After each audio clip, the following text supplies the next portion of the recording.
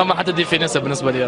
قاعدين نمروا معناتها مرحله ايجابيه، ديجا 7 انتصارات على التوالي. ان شاء الله نكملوا ناكدوا هذا مباراه اليوم، وعلاش لا ما نكملوش في معناتها البيريود الايجابيه هذه. مش عربي الماجد باش يواجه الترجي، النادي اللي يتحمل في الكل، ونحاولوا باش نلعبوا كوره معناتها. نعرفوا اللي الترجي معناتها فاز ب8 مقابلات معناتها وفي فورمه باهيه معناتها. ان شاء الله نحن معناتها نحاولوا نقدموا ماتش باهي، وان شاء الله علاش لا نربحوا.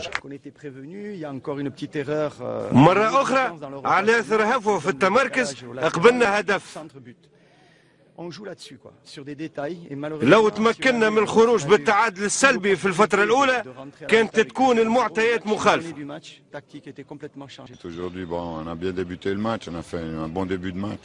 بدينا المباراة بشكل جيد، خلقنا 5 أو 6 فرص واضحة وسجلنا على إثر هجوم معاكس. يلزمنا نخدموا أكثر. 8 انتصارات متتالية تخلينا نشكر اللاعبين على مجهوداتهم. 8 victoires d'affilée, c'est bien, faut féliciter les joueurs. تعرفش اللي هذا هو الهدف العاشر نتاعك، وبالراس أول مرة تسجل بالراس؟ لا، ثاني مرة بالراس.